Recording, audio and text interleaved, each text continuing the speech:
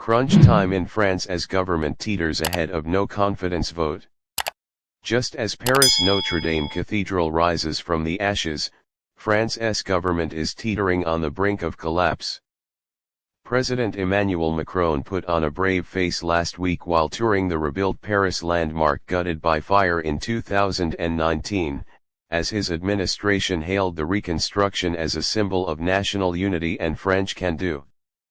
But his fragile parliamentary coalition could be toppled by an unlikely combination of far-right and leftist opponents Wednesday. The country is at a turning point, Finance Minister Antoine Armand told French television Tuesday, urging its politicians not to plunge the country into uncertainty. It's the latest chapter in the political instability roiling France and Europe as a whole, where far-right populists and nationalists, many of them allies of American President-elect Donald Trump, are capitalizing on public discontent about rising prices and immigration, and challenging mainstream political parties. Here's what to know: why the French Führer Macron's centre-right Prime Minister, Michel Barnier, is facing a no-confidence vote tabled by far-right leader Marine Le Pen and her National Rally Party.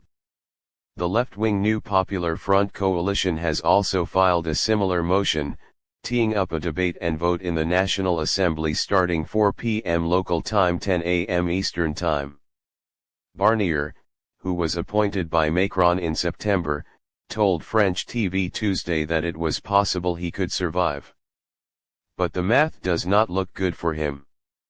Only 289 votes from the 577 lawmakers will be needed to secure his ouster, and the far-right and leftist factions number more than 320. If the government falls, it would be the shortest-lived in France's history. French Prime Minister faces the biggest risk yet of being deposed by a hostile National Assembly as his government on December 2, 2024, presents a social security financing plan that has the opposition up in arms. Marine Le Pen's National Rally Party tabled a vote of no confidence in Barnier. Stéphane Desacoudine, AFP, Getty Images. France is currently looking ungovernable, said Rainbow Murray, a professor specializing in French politics at Queen Mary University of London. Even if this government falls and is replaced by another, there's no guarantee that a new one will fare any better. The main disagreement centers over Barnier's attempts to rein in France's soaring budget deficit. After France spent billions during the pandemic, Barnier wants to cut €40 billion, 42 billion in spending, and raise taxes by €20 billion. France's deficit is currently projected to hit 6.1% of GDP, far higher than the European Union requirement of 3% or lower.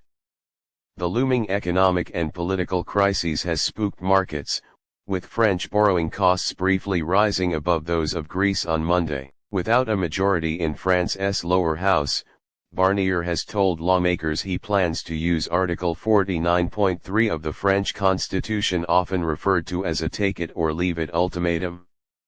This means he can pass legislation without a vote, but his opponents can table votes of no confidence against him if they wish, and this time they have. A divided legislature. After Macron stunned Europe by calling snap parliamentary elections in June, Le Pen was only blocked from power by Macron's centrists and their left-wing opponents working together tactically.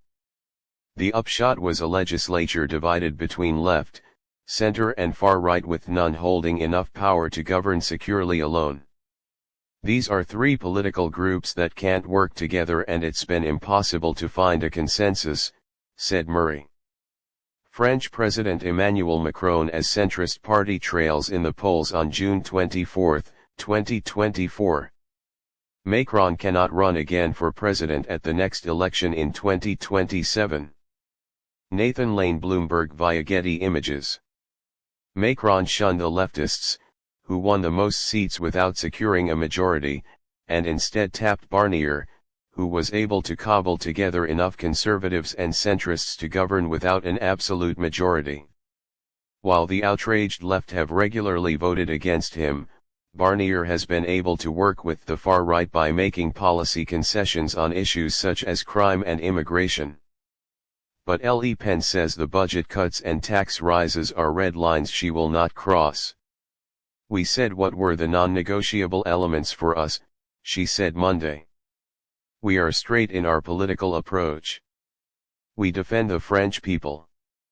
A fire is seen as taxi drivers block the roads during a demonstration against a new downward pricing system for medical transport and a shared taxi obligation proposed by the Caisse nationale d'assurance maladie (CNAM), in Lyon, central eastern France on December 2, 2024. Several hundred taxi drivers began slowing down or blocking several access points to the Lyon metropolitan area on December 2, 2024 morning, to protest against the agreement being negotiated with the French health insurance scheme for the transport of seated patients, according to the Rhône prefecture. Taxi drivers protest a new pricing system in Lyon, France, on Monday. Olivier Hassinelli, AFP, Getty Images.